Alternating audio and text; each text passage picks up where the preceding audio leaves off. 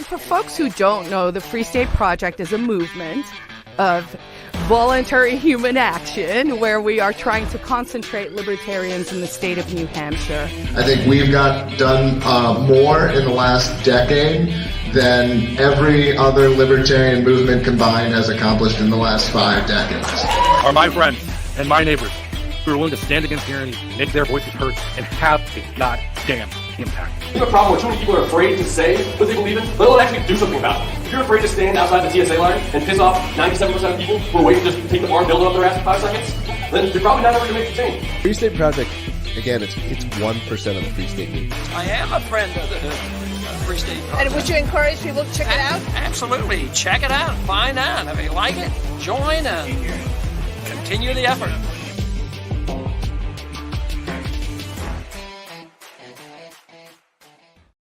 Ladies and gentlemen, boys and girls, libertarians, anarchists, activists, movers, natives, and those on your way.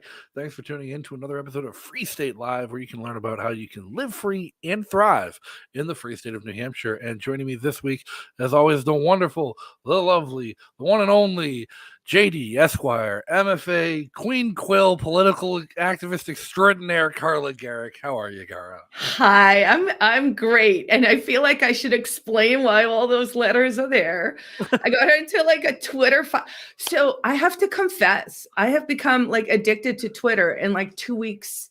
It's a great straight platform. up, right? Like I went through the whole detox to get rid of my digital I did digital minimalism. I was like, I can meditate. I don't need to be online all the time.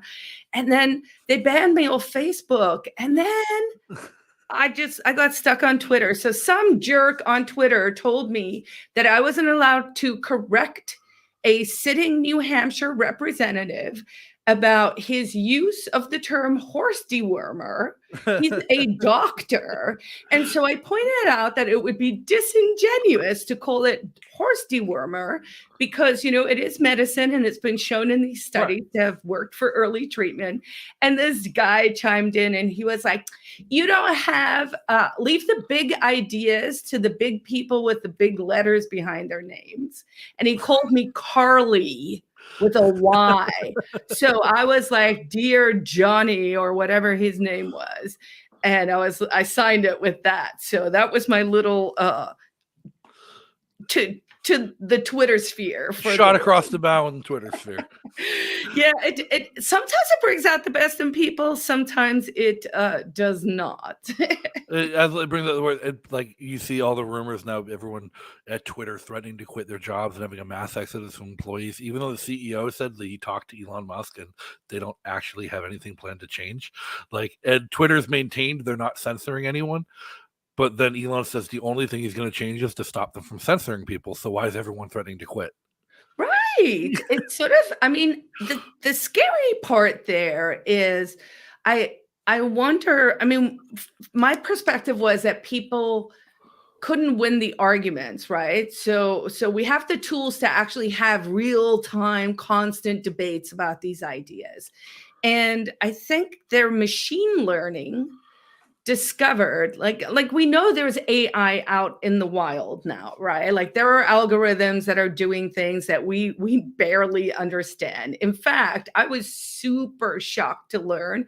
I didn't happen to click. They manipulated me into clicking on an ad for an AI. It was called the Jasper AI, and it said, have your AI write content in minutes. And I was like, okay, I'll take a look at this. I tried that. The Jasper one. Ad, they say that Jasper, that AI for this content management platform, has read 10% of the internet. And I was like, holy shit. Imagine you've read 10% of the internet. Like you'd just be like, what? So this is the AI that they're willing to tell us is out there. So what if there's a machine learning thing that literally is sentient enough where it can look at information and go, oh, well, clearly this side is right. But they were giving us the data, we're crunching the data, and they're looking at it. And so that's why we need the censorship. They're like, you're literally not allowed to talk about these ideas because the machine is learning that we're right, that freedom wins. I mean, why not? And that's always a terrifying for the people in charge that we're winning. It's now we do have a ministry of truth now, so maybe 10% of the internet a year ago is going to be like 50% of the internet next year. Who knows what the ministry of truth is going to come up with? Right. Did you see in today they're giving, I guess the Biden administration is giving billions of dollars again to the Ukraine war effort. But when you go read the fine print, they're actually allocating a lot of that money. The last one I saw was $8 billion that is going to like Afghanistan or somewhere, right? And it's just like what are we doing? And so they're seeding all this money to these different locations. Thanks. They're seeding this money to start satellite ministries of truth all over the world. And this is what Edward Snowden warned us about. You know, Edward is one of my heroes. That's why I brought him out in 2016. He spoke at Liberty Forum. It's one of our finest moments. The announcement for Edward Snowden to speak was on over 100 newspapers' front pages across America. So that was like a big moment. And he was basically warning us that the surveillance state is here. These people are just, the more information they can gather, the happier they are. Information is power. I mean, I think Palantir, the company that I think Peter Thiel owns, right? That they're probably more powerful than any nation state now because the government's buying the information from them. Right. That was like Cambridge Analytica, all these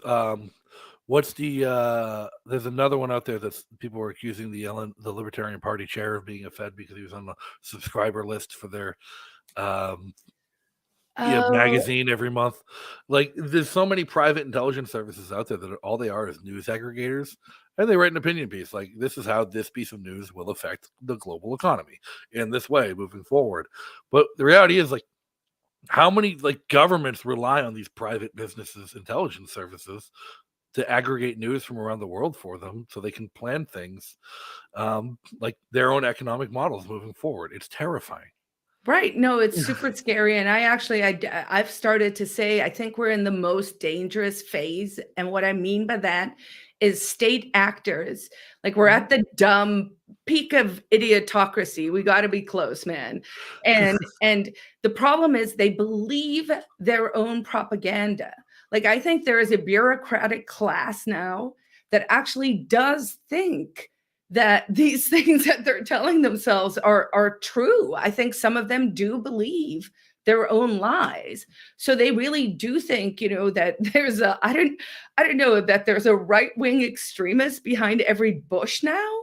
I mean, there is if it's Bush Senior or Junior, but yeah. Now, for those of you tuning in, thank you everyone for tuning in tonight. It is actually a special episode, a fun episode. This is episode 27. And what that marks is, Carla, we're over the half a year mark. We are over 6 months of every Monday being here celebrating the Freestyle Project. And what better way to do that than without an agenda? There's already too many agendas around us. Everyone else we deal with, everyone who fights against us has an agenda. So why do we have to come here with an agenda? We have our fans. We have people that listen every week, tune in. Thank you. And maybe they have some questions. Maybe they have some comments. Maybe they have some new conspiracy theories for Carla to expound upon. Leave them in the chat. Ask us your questions. Why don't we drive the show from chat tonight and we'll have a real fun time because there's plenty of news we can touch on. Elon Musk bought Twitter. John Deere is shutting off tractors on farms in Russia. The world's on the brink of World War III as it is every day. But New Hampshire does keep getting freer. And I did see at least one comment we want to touch on. Mark Warden had in the chat said he just dropped off a call from the legislative caucus with House leadership. And it was a bunch of Free Staters on the call for House leadership in the legislative caucus. That's awesome. Carla, you're one of the old hats here with the Freestyle Project. You're a board member. You've run for office dozen times. Oh, come on. Doesn't it feels like it after a while? Like after your second campaign, it feels like it's something you've done every year. Like how far have we come from like when you first got here, when you first got involved and moved to the point where we can now say that Free Staters are controlling the legislature in the state? Yeah, I mean, it's a beauty to behold. It feels like it's a plan that was an unplanned because everything is decentralized. So it's sort of like it's happening by itself, but certainly a lot of us shared a very similar vision. So I believe the first Free Stater who got elected was in 2008, and he was actually elected as a Democrat and served a couple of terms. We've seen over the years that people on the Democratic side actually really struggle because the Republicans do have that sort of 80-20 rule where they'll say if you kind of agree enough, we'll work together. But the Democrats kind of have to vote lockstep. So in general, free thinkers don't do that great on their side of the platform. So in 2008, first one elected. And then we've seen sort of incremental growth over the years. And so this year, I think they're between 30 and 40 who will say they're sort of, I'm not even going to say card carrying Free Staters because that would literally make someone's head explode. But, people who are openly Free Staters. And then there's this massive Liberty Caucus, of course, in the state. And one of the things we saw this week, I'm not sure if you saw it, Justin, but there's a new hit piece, I guess, that came out from our friends over on the progressive side. And again, every time I talk about them, I'm like, guys, there are things we agree on that we should work together on. Stop being so lockstep and come work with us on the things that we do agree upon. Anyway, they dropped another hit piece and it's a sort of slideshow, and it was, I don't know if it was on Facebook too, but it was definitely on Twitter or maybe other way around. And it's just basically some slides and it's like, know that the Free Staters are here. They are building and they need a boogeyman. You could I just swear. take. That's the only way to explain it is Democrats and the left, they do not know how to work without a bad guy. They don't know how to campaign without a bad guy or an enemy. And like the Republican establishment isn't that different from them, so they can't really be the enemy anymore. People have kind of woken up to that. We're the enemy. We're the bad guy for them. And like my evidence for this, there was 2 Democrat state reps. Both were very, very progressive, very, very further left than most of the Democrats in the House. But they displayed an intense and immediate willingness to work with Free Staters on things like drugs and voting reform and election law and places where they agreed. Like, absolutely, that Freedom Caucus, they're on our side on these issues. Let's go work with them. Neither one are Democrats anymore. They were both removed from their committees, pushed out of their seats, censored by Democratic leadership, saying, no, you don't have a voice anymore. Yeah, I mean, honestly, I don't think it's an exaggeration to say the party is socialist now. I mean, it sounds like I'm just throwing stones, but I mean that in a very like legitimate card carrying way. Like I think if you have independent ideas or maybe even a new way to do things, I've seen progressives cancel and other their own people in such a gross way that you're like, wow, like you have, no loyalty, no manners. But yeah, it's fantastic to see things that, I think they were criticizing us when they said there's Free Staters are in leadership in the majority. And I was like, yes, that's awesome. So they said we're building a dystopia. Of course, we'd like to cross out just that word and sort of that notion and really lean into the idea of utopia strong, right? But a Mecca, I hate the word homeland, but this place that we're building that people can come and like bring your game and let's make this awesome place that we all want to live. This is the second time I've seen them use the word dystopia when they're talking about us too. And the first time was on a viral TikTok. It was hilarious. It was a girl who had moved here from Texas to New Hampshire. not for the Free State Project. She moved because she was looking to get to the liberal Northeast from Texas. And she's on TikTok. She's like, can somebody explain New Hampshire to me? I don't get it at all. And somebody responded with, I wish I could explain New Hampshire, but it's just like a libertarian dystopia with fall foliage. And like that was meant to be a scathing attack on us and what we're doing. And I clipped it and I put it on Twitter. I'm like, this is the greatest endorsement ever because the foliage is gorgeous. I love it. And honestly, the more they come at us, the more opportunity it really does open up to speak. Where I feel a deep-seated sort of resentment is they're not honorable, and they're not become unstoppable, move today. Indeed, they're not honorable in how they deal. They'll exclude us from open talks, things that are advertised that are open to the public. They openly discriminate against us. I've seen like posts and tweets where it's borderline, you're calling me vermin, where I'm just like, whoa, let's start to replace some words. We're an invasive species, they say. Yes, an invasive species. That was one of them. But yeah, so it's great, right? I saw that there was a protest out over the weekend. It wasn't specifically against Free Staters, although we have actually seen that. That kind of breaks my heart, but hey, if someone wants to feel so strongly. But I've been trying to actually post on tweets, and I encourage everyone who's an ambassador for the Free State Project, really consider like doing this. If you see these tweets go by, be open and be like, hey, if you have any questions, I'm happy to answer them. And, let's have that conversation, because you will be surprised. Like I try and hit the WMUR and like the local newspapers. If I see something particularly, my triggers are if they say it's unexpected, unexplained, this was a surprise, we don't understand, how did this happen? Because I'm like, no, shut up. We have been telling you for years that this, and this is going to happen if you do that, and that. And now they're like, oh, how did that happen? How? And I'm like, no, you don't get away with that. And the people I don't know, not fans, no one who's following me, just ordinary people are just piling in, and they're loving it because we're speaking the truth. And a lot of people are that silent group. And we know there are a lot of you in New Hampshire, and I think they're reachable.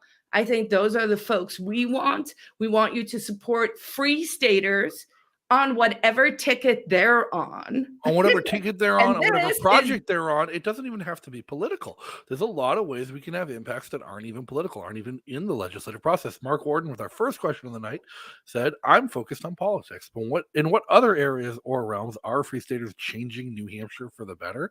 And that's an incredible question. And I'm going to chastise Mark here because, Mark, you're also involved in one of those other ways.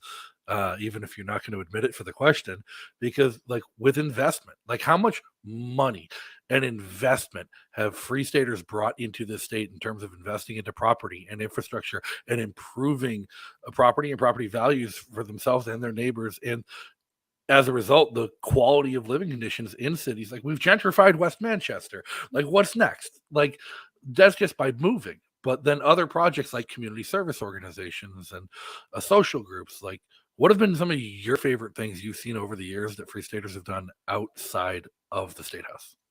Yeah, you can see right behind me on this side, we do litter pickups. So, we go out. There's, of course, in our neighborhood, we have We Heart West that does beautification in the neighborhood. My husband, Louis, just came back like half an hour ago from a litter pickup that they did. Louis and I actually, just as our human action, when we walk our dog, we generally take stuff and we do litter pickups. But, there's everything from like the community centers, of course, that's not political, right? But we create these avenues in these places. There's an event that's been running for over 10 years called Artsy Fartsy, and that's like very close to my heart. That's something I've really tried to participate in as much as I can over the years. And I'm one of those people who thinks we should be writing more, we should be doing more stand-up, we should be more out there.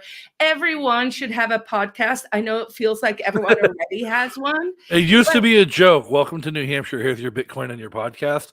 Now we can't afford to give away the Bitcoin, but right? you can still start a podcast. But it's also, we are going to be able to put these clips together over the years to really show. So another reason, I know I'm harping a little bit on the Ministry of Truth and the censorship stuff, but it really does get my goat, right? Is part of the reason they want to censor is because they can't win the argument. So again, with technology the way it is now, the government used to be able to lie to us a lot about a lot of things and then kind of kick the can down the road. No one could be held accountable. It was very expensive to take 2 clips of someone saying the exact opposite things and hold them to account. Now we can screen grab it and show it. We can prove they're hypocrites, and we can prove it on a daily basis with numerous of them, right? No one's coming out of this smelling like roses unless you're telling the truth. I have a little story about those. When you run for office, I'm the perennial candidate. Yes, exactly. We should have 20 million podcasts. Like 21 million, the same number of Bitcoin. But when you run for office, you get all these surveys from everywhere, right? And it's everything from abortion to gun rights to trans rights to green stuff, and it's every organization across, right? And so you fill out these forms and you send them back. And I was at a Senate press training session, and I won't name the senator, but it was a sitting senator who I said something about, this is what I said in that form. And the person said, oh, do you fill those out? No. And I was like, yeah. And she was, so you can probably figure it out. But this person was like, but so do you save them all? Or how do you know what you said on them? And I thought, isn't that interesting? Like, if you don't really have a firm set of principles, I answered everything first principle. So it was very easy because I was like, I'm not worried about what I'm going to say in 10 years' time because I'm going to say the same damn thing. Hopefully. Because that's the simple way to keep government small. Well, and if I've changed my mind over the course of 10 years, if I stay principled the whole time and somebody tries to pull a gotcha on me, it's like, well, you know what? Here's how my mind has changed and why over the past 10 years since I said that. Because if I didn't just make shit up, I can have a logical explanation of how I changed my mind, or else I wouldn't have changed my mind.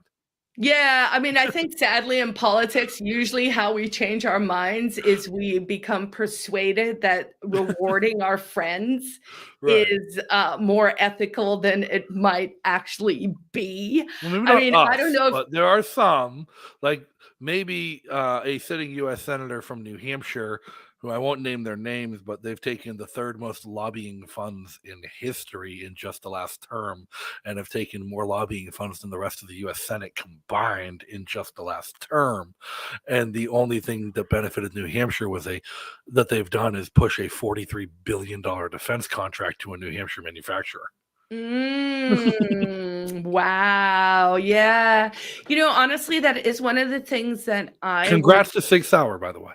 That was something I was a little disappointed about when I moved to New Hampshire, is when I realized how many defense contractors are actually situated here. Because we have such a good business climate for people who want to do business. And those are really high paying jobs. And we don't have an income tax. Where else would they want to be? No, and I understand that, and it makes sense. And I understand that it's just, for a lot, it's work for a lot of people, but I think much like we saw with medical ethics and certainly with legal ethics over the years, I think at some stage, you're justifying something where you're like, oh, I'm just playing with the science, or oh, I'm just making the laser. And it's like, yeah, but the laser goes in the thing that goes in the thing that like bombs the people for no Right. reason, you know? So I will remain staunchly anti-war. Probably not something I will change my mind on. Ever. But unless, you come at me first, but I subscribe to the Malcolm Serenity one, where it's like, if I shoot you, you're going to be facing me, you're going to know why, and it's done. Absolutely. We do have another question, kind of leaning back into politics, from Keith and Renee on Facebook, who, before their questions, say they're up here visiting for the next 4 months while doing some work up in New Hampshire. Loving it. Libertarians from Texas, don't go back. You've already made your way home. All you have to do is realize it and find a place to stay. We can help you with both of those things. Just check out fsp.org calendar while you're up here. Find some libertarian events and come meet us. And we'll help you find a reason to stay. But their question: how do we explain New Hampshire electing a Republican governor and legislature but going Democrat federally all the time? Like we have really corrupt Democrat senators and Congress people. We voted for Biden and Clinton by very slim margin. Voted for Clinton, but like, how do we explain that when New Hampshire at the local level and at the state level seems to be so pro-freedom and votes Republican and for the Liberty candidates, but then when it comes to the federal candidates in the race, black? What's your take as someone who's, I mean, I have my opinions, but you've been involved in New Hampshire politics a little bit longer than me. What's your take? So, I mean, it's hard to know. My initial take, honestly, with this last election cycle, where really, first of all, New Hampshire was the only state that actually flipped from Dem to R, and we flipped the House and the Senate. Right. And I kind of forgot about that because I was the one jerk who didn't win. I also did not win. Yeah, fair enough. And so I kind of forgot about that, but someone reminded me, and I was like, yeah, that is weird that we would have flipped from D to R locally, but somehow still have voted for Biden. So to be honest, my initial thing was voter fraud. I was like, either there was mail-in fraud that was only on the federal level or something else. But then I talked to several sitting representatives and people who have gone to, I've gone to a fair amount of recounts over the years, but these people have gone to a lot. And they actually went to the president. I think they were sitting in on the Wyndham audit, which was like, where they were checking. And they said it was very strange that the Republicans were doing very well. They could see on the ballots that it was Sununu was getting the vote and Biden was getting the vote. So I think it's got to be. I think, my opinion, I think there hasn't been a good federal candidate on either side of the ballot for any. I think it's name recognition. They spend a lot of money on ads, right? TV ads for the ladies, like boom, boom, boom. No one says that one lady's name, Kuster. Is that her name? Annie Kuster. Yeah, and nobody also talks about how she's an adoption attorney from northern New Hampshire who's made her living splitting families up and charging thousands of dollars to help them get back together. But I have issues with her. Man, I will tell you, someone should run on the platform of disbanding the DCYF in this state, because child services in New Hampshire, like, it feels like it's being weaponized. I almost feel like there's this frothiness that we saw, and it happened under Obama as well, right? When they were not allowing the Tea Party parties to register and all of that. I think when they get power and they know they're in a corner and they're about to get hammered, and of course we printed all this money. I think all these departments are looking for cases and looking for things and looking for ways to come at people. So it's going to be interesting, but it's always been strange. People always ask about that red blue thing. It is truly a purple state. I will tell you this: most of us and most free staters genuinely, I'll speak for myself. I don't, and most of my friends that I know who are free staters don't really care what the federal government is up to. Like, we think that ship sailed. It's kind of done. So, while it's around and we have to talk about it because it is part of life, we genuinely don't care. Right. I mean, I was shocked at that GOP delegate thing I was at a couple of weeks ago. They had like a half an hour when they had candidates talking, and they were all the federal candidates. And I was like, why? I had a reaction a couple weeks ago. So like I look at the Republican primary for U.S. Senate right now in New Hampshire, and there's nobody I'm enthusiastic about. Nobody I find even remotely libertarian or until Bruce Fenton had declared he was going to run. And when Bruce Fenton, a Free Stater, a longtime friend, somebody who I've considered a friend since before either of us moved to New Hampshire, we knew each other in Massachusetts, declares he's running and is putting together a very well-funded professional campaign. My very first text message was to him saying, "Why don't you run for state senate instead?" Mm-hmm. Like, yeah, me too. Because I'd rather you, an awesome, great libertarian, stay here where it's going to affect my life. Yeah, and I mean, I think people like the status that the federal things give that, maybe on a state and local level, it just doesn't feel that fancy. So I understand that desire, but, I would say for the amount of money anyone's going to spend on a federal race, it could be much better spent in the states. We can, people are talking about this massive red wave that's coming. I don't know. I've never ridden the wave yet, so we'll see. But people are likening it to 2010, where there was that big flip, and that was sort of the Tea Party momentum. I think, it's early days and a lot can happen. I mean, I was looking at shadow stats. The inflation is much higher than is being projected. There's this fertilizer situation. There are the food plants that are blowing up.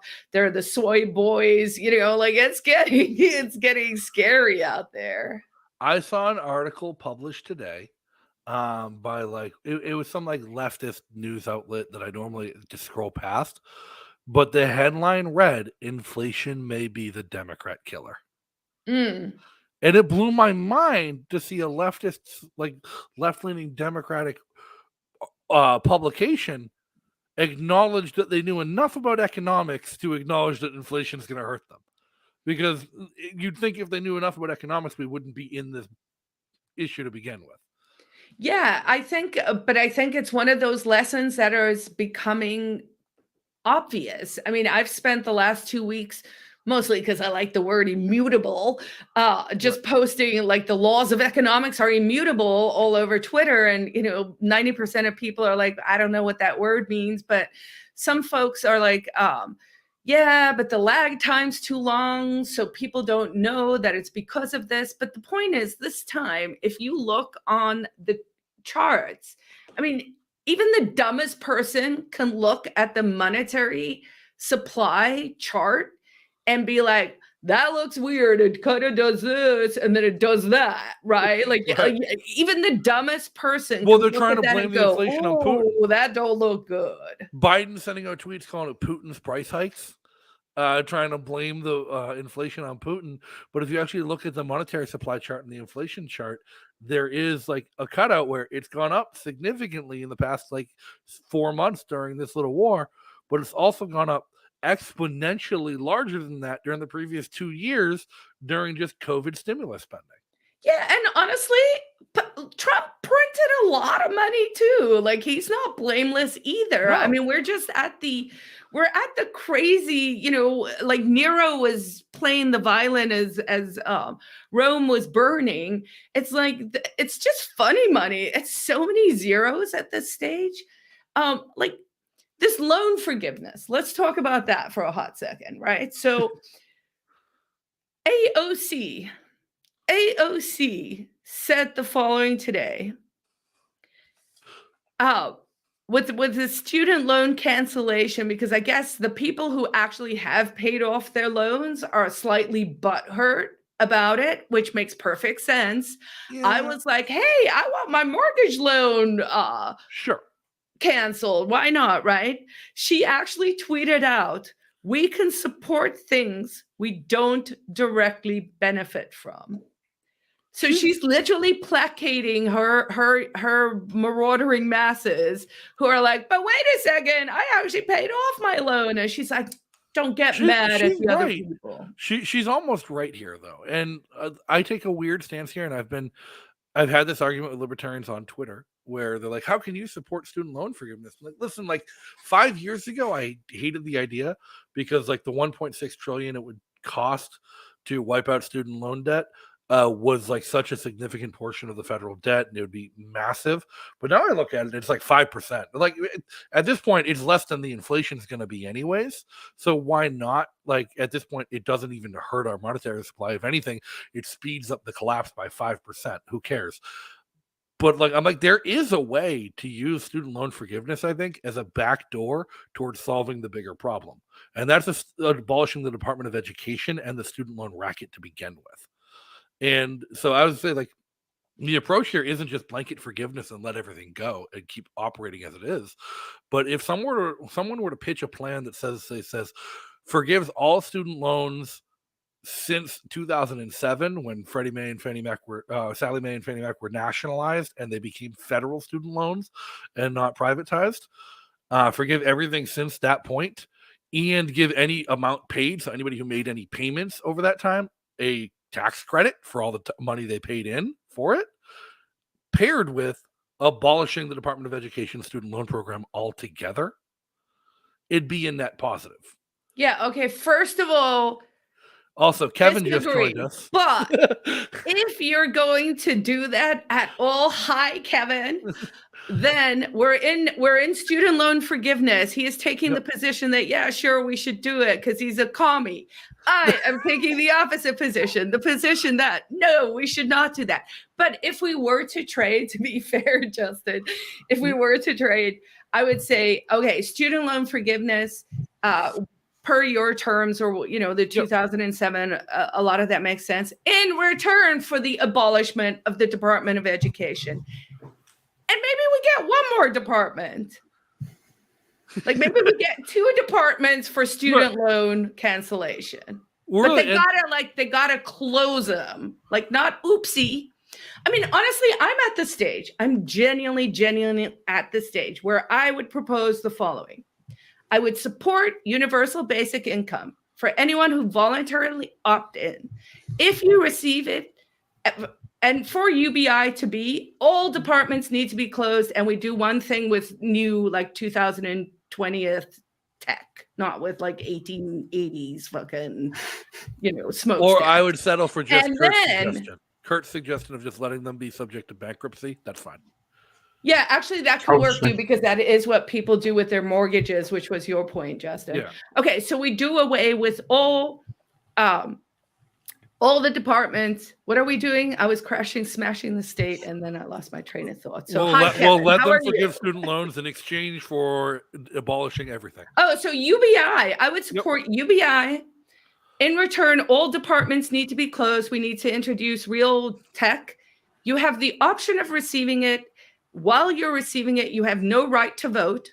So you don't get to vote for your largesse. You have to opt in. Yes, I'm a slave. I'm a kept person. I am willing to accept that. Or no, I am a free person. That's it. That's where we're at. I think that should be the conversation. Have that you is seen also why the movie, I am unelectable. Have you seen the movie Sorry for Bothering You? What? Or the movie Sorry to Bother You?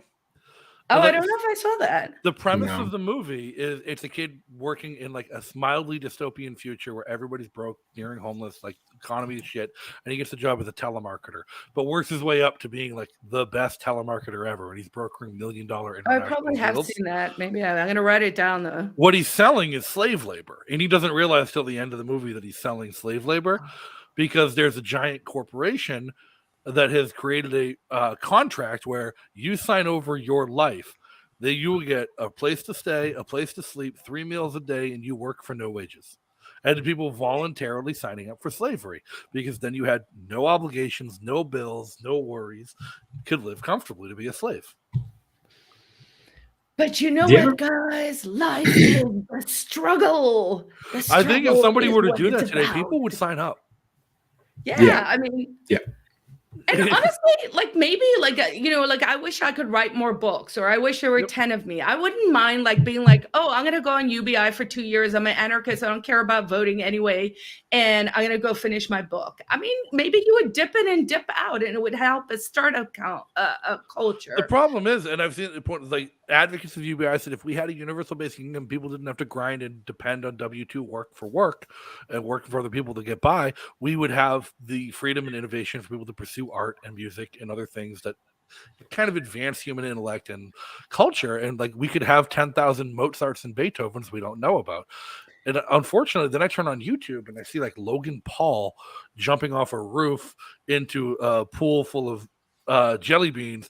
And like, we're not going to get 10,000 Beethovens. We're going to get 10,000 Logan Pauls. No, you know what it is with those people, and here's what my experience is. I've never met a socialist or a communist that said, I'm dreaming of working in a mine, or I'm dreaming of figuring out a way to procure, like I'm going to work on heavy machinery or diesel engines or hydraulic repair. It's always, oh, I have a farm. I'm going to teach philosophy. I'm going to have a yoga thing. Like these are ridiculous pie in the sky ideas that very few people can do. And if you're talented enough to do it, that's wonderful. But no, everybody would just do nothing. See, so I disagree about the hippie shit, because I do think there's space for that. And I actually think if we had healthier ecosystems, like if we were in these sort of 200-person pods, which I think is more or less where the science says you function well as a group. Beyond that, it starts to get weird. Then, you want someone who makes really good bread. You want the two masseuses. You want the yoga lady, right? Like you want that sort of for your pod or your little ecosystem. So I think we should actually be encouraging whatever those sparks are in people. I don't know why we say, oh, you can't have enough yoga instructors. You know what? If everyone in the world was just training to be a yoga instructor, therefore super focused on their own bodies and being healthy and in balance, we've already won. Yeah, that's a great argument. That is a good argument. So there's Sean, zero negative in everyone being more responsible and healthier. Yeah.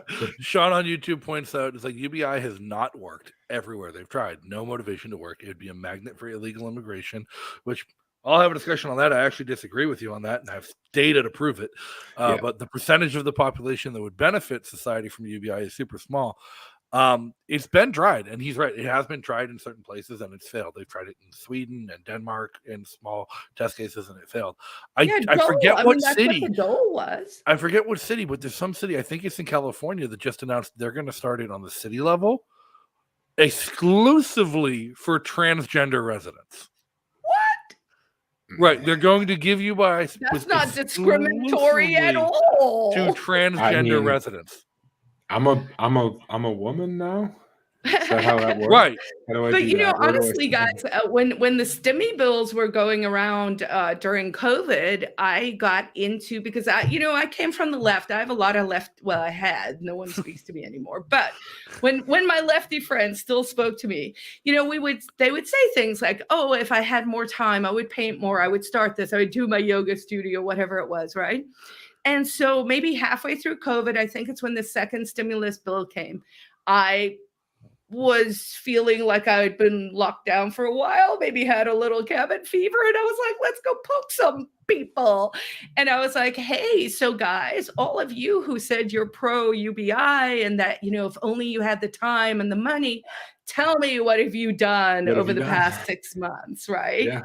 And it was crickets, or like, how dare you? Or, I've been in a fear cycle.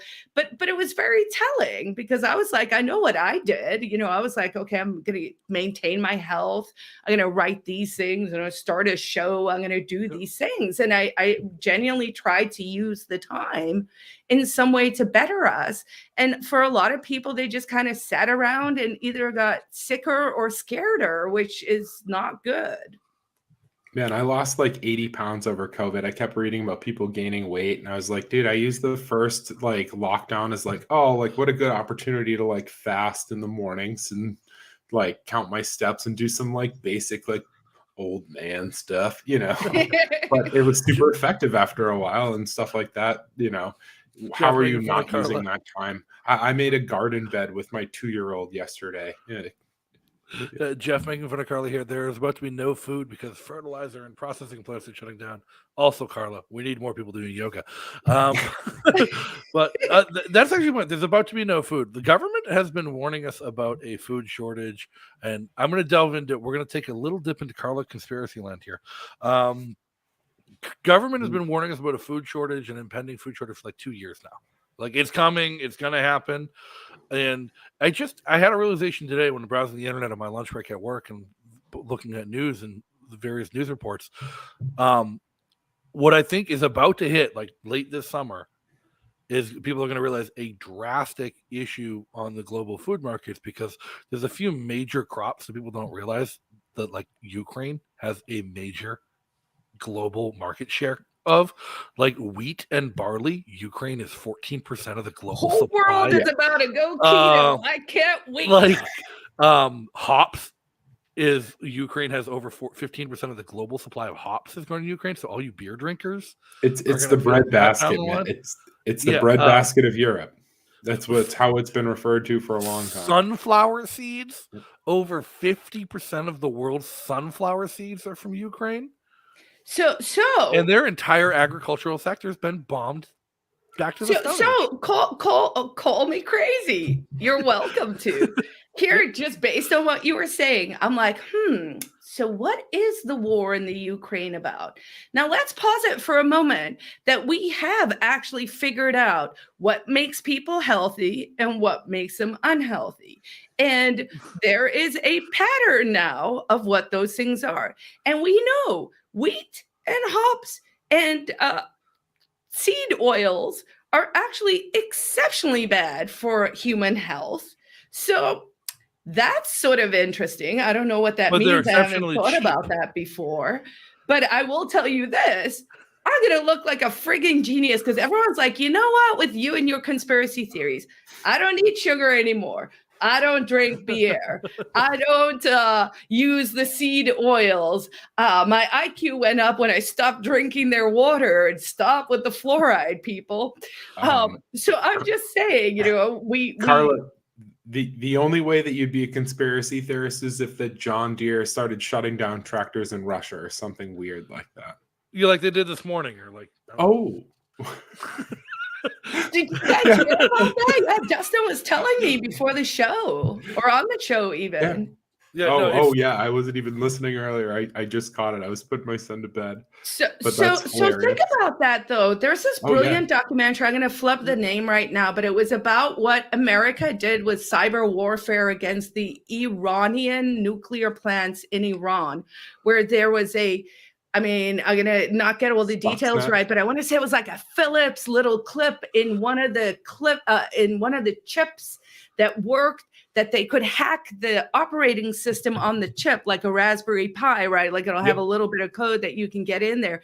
And they were able to reverse the centrifuges to spin, so they shut down their nuclear plant. And that happened like 10 years ago, and no one knows about it. No one talks about it and whatever. Now, extrapolate that to every little device that is around and be like, oh, what can we do with the Internet of Things? They're going to mobilize people's fridges. So Sean on YouTube is saying that they were doing it in Ukraine to stop Russian soldiers from using the tractors. That's how the news broke. And the news broke because Russian soldiers were trying to loot a John Deere dealership and had taken a couple combines and were trying to use them because when the war first started, Ukraine blew a dam and tried to wipe out Crimea's infrastructure as a defensive measure. And so the Russian soldiers were attempting to use all the John Deere equipment to kind of reclaim some of the agricultural fields in Crimea. But then today, all the John Deere combines and harvesters stopped working in Chechnya, which is one of Russia's main agricultural areas. So that was on top of the stolen ones in Ukraine. Again, and this is all remote with chips in the cars, right? Correct. Or chips in the the tractors. It's like Carla said, though, it's just simply extrapolate that a little bit and think of how else it could be applied. And then you're right on the mark. Like, it's not a far stretch or a conspiracy theory to think that. It's simply something that hasn't happened yet, but is so within the realm of possibility that and I'm like, we have all these smart nerds. Why aren't we going, what can we hack? In a totally legal white hat sense, for the record. I'll tell you what, if somebody were to never just even used audit the the computer. balance sheet at the Federal Reserve, that'd be great. Right. I mean, honestly, I don't think there are enough zeros. There's not a spreadsheet big enough for that anymore. I keep wondering, I honestly have had this thought where I was like, who's the company that makes that LCD timer clock device that has the national debt? There's actually an actual device that used to be up at least at Times Square or something that I was like, they must keep adding, like, it must keep getting bigger and bigger. It's a city block. Yeah. Right. I mean, it's crazy. All right. Well, so what it's other? actually it's an old part tool. of the food thing, though, can we talk about? Well, Soy boy Gates. Before we move on, just to point out what Carla was talking about, everybody. Oh, here we go. If you've not been to usdebtclock.org, it's horrifying. Dude, yeah, don't even. It's like because it breaks down every doomer line stuff. of the debt. I hate the doomer stuff. Stay positive, but like this is like doomer city. This is worst case. The U.S. federal tax revenue per citizen is $12,397 a year, but its debt per citizen is $242,501. So my 2.5-year-old owes the government $91,000. Yeah, awesome. So if you want to red pill somebody on economics and the national debt, this website's free, and they have an app. I'm saying if you want my toddler to pay back $91,000, you got to lax these child labor laws, dude. I got to get this kid to work. Yeah, no, three seems like, you got to get out there. And that's on top of the student loans he doesn't even have yet. Right. Oh, man. Oh, yeah. So the world, we'll figure that out. I mean, so the world could look bleak, but the world here in New Hampshire actually looks pretty bright, right? So different story. Yeah, it really, it really is. And I don't think we can ever undervalue the notion of the community, right? Like, I mean, I don't know how it is, like if you're in Seattle or something and you're rolling with your Antifa progressive homies, if you have like some sense of camaraderie where you're like, yeah, we're going to go burn some shit. Like, I feel like we have the opposite, like where I just want to be like, yeah, we're going to go build some shit, And it is the difference in, I mean, philosophy, however you want to look at it. I mean, but yeah, that's 100% true. I see a ton of posts or people commenting about their kids or stuff. And like, man, my son is not behind on his speech. He's ahead on his speech. He gets along with other kids. He plays in kids groups. He goes to all these events. There's just a million things. And the same for us. Like tomorrow, me and my wife were arguing about what we were going to make for the New Mover potluck. This is like our 30th New Mover potluck. It's not something new. We're still doing it. It's like, it's one of those things. There's always something going on. There's always an event. And that's the trick, is you move from a place where you feel like you're on an island. And again, everything seems doomerish in other states. Like, again, like, oh man, imagine living in like LA or somewhere terrifying, Seattle, like same thing. Like I saw a video today of a lady like shanking people and a guy got his AK in response and was just firing it indiscriminately. And I was like, oh man, I live in New Hampshire. This is such a beautiful place. None of these things happen here. Because again, like you're building something that's worth keeping, preserving. Everybody wants to be involved in. Like you pull in the outside and native community and you pull in all these other people. Like it's very easy and self-growing from that point. But again, you're not burning something down. You're building something up. It was great. I was out on the Seacoast this weekend, and I went to a comedy show at the Shell, one of the Liberty Clubhouses out on the Seacoast. But earlier in the day, I had taken a couple of friends from Massachusetts who were up visiting, and they're all thinking about moving at some point, and they'd been asking me to take them shooting for a while. So Masha and me, a bunch of her friends, we took them shooting at White Birch Armory, machine guns, suppressors, like all sorts of fun stuff at a clean, like sterile, safe environment where like everyone was friendly about everything. And then we get to the comedy show, and I'm a friend of the comic, and he had all of his friends from Philadelphia up here. And the opening comic was like, New Hampshire is a weird place, man. Like an hour ago, I got to hold a machine gun, and nobody's dead. Like, what the hell? Like, and then there was heckling back and forth. Like the whole crowd was just heckling that comic his entire set about like him being weirded out about how everyone was armed, and yet it was still so safe. Yeah, I mean, that's at a this hard point, if you one for haven't shot a people. machine gun, And it's a hard one for people to wrap their minds around initially. I will never forget, I saw a Free Stater with a holster, and he had a pro-gun, anti-war sticker on his holster. And at the time, this was like 2008 when I just moved, and it was like one of those moments, like where my brain was like, huh? And I was like, oh yeah. And and that in a nutshell is the way you explain why guns are important, right? Like you're anti-war, you don't want violence, but you want a gun in case shit goes down. And I'm sorry, because I have said the S word at least 10 times tonight. We should start doing mass only events up here for the Massachusetts people who want to move, who are curious. We make it a little exclusive, because honestly, it's low hanging fruit. Like, I understand with Maine and Vermont, that's actually a harder sell because it's geographically quite similar. And honestly, my vision is they're not big, far and behind I'm going us. to need people there. So I'm kind of Yeah, like, like maybe Maine and Vermont also aren't far behind us in freedom. They're both lacking completely different areas. Like Vermont is full-blown socialist in economics, but like personal freedom, guns, like drugs, they're right there, like with us. Maine is other issues they're behind, but like it's a harder sell than, hey, what do you like about Massachusetts? You're like, yep, you're shit. You're right. I got nothing. Right. I mean, there really is no reason not to come. So I feel, and there are a lot of. Here's my one pitch, and here's my beg and my question of the audience, the fans, people watching this.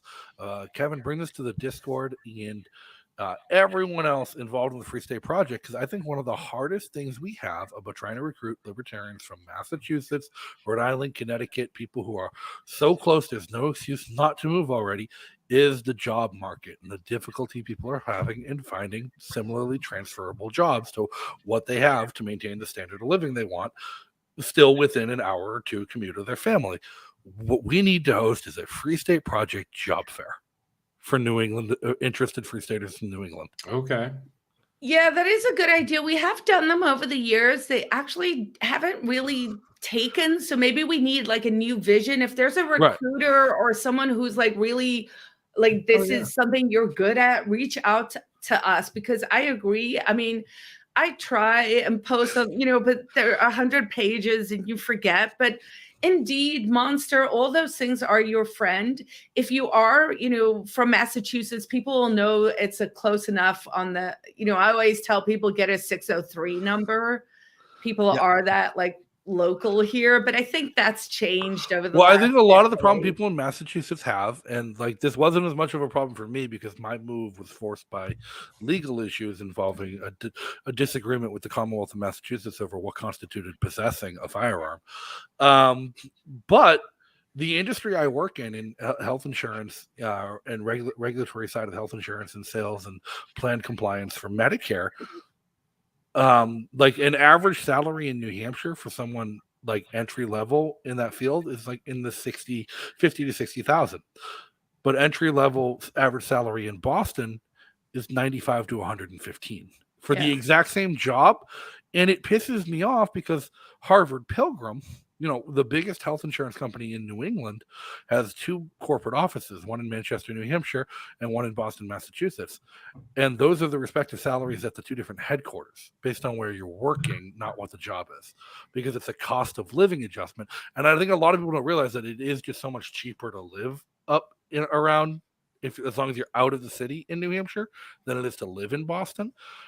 Well, except now we're all starting to actually get now it's changing by socialism. I mean, rents go up and mortgages go up. Inflation is hitting us.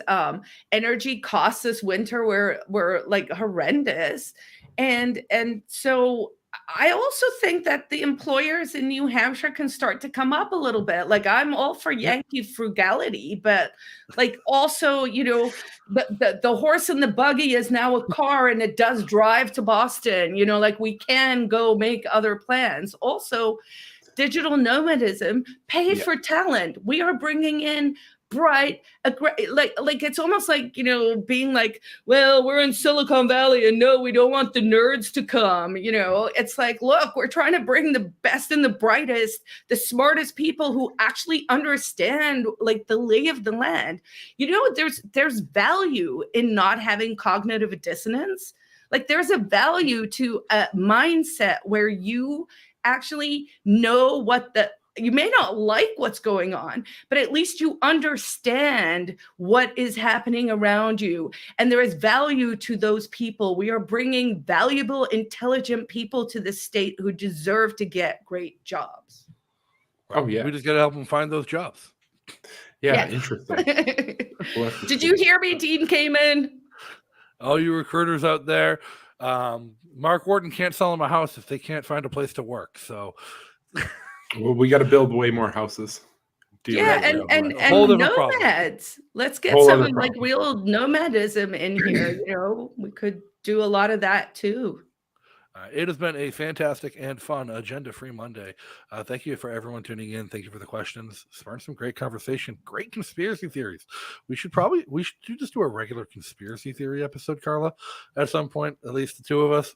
But yes. Hey, I'll jump in for those, man. I'm down. Are you kidding? I'm going to make a tinfoil hat. Lizard person, find out. Dun, dun, dun.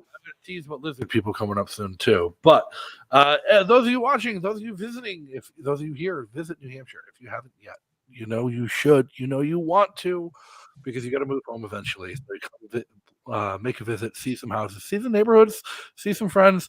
Porkfest is coming up. I'm going to say it's sold out at this point. It's not. No campsites left. You can find a way. If you want to come, we will find a way to get you to Porkfest, but you got to go to porkfest.com and get a ticket to make it happen. If you're already here or if you are visiting, I'm looking at a couple of you in the chat that I know you're visiting right now in New Hampshire. Check the calendar. We got a new movers party coming up tomorrow in Manchester. So no reason not to be there. Open event to the public. Come meet your future neighbors, current neighbors. Every so often we find someone who's been here for 3 or 4 years but never bothered to tell anybody. I'm looking for you too. I did that, man. All right, guys, I got half quills will travel. See you guys tomorrow. Adios. Take it easy. Peace out. Live free or die. Don't let the freedom pass you by. Stand up proud and strong and lead this country on. Live free or die. From the village green to the mountainside, Yankee voices sing the song of liberty. In 1623, she touched the hand of history and led the colonies on. Independence was won, and the spirit lives today to guide America on her way. New Hampshire standing free, the home of liberty.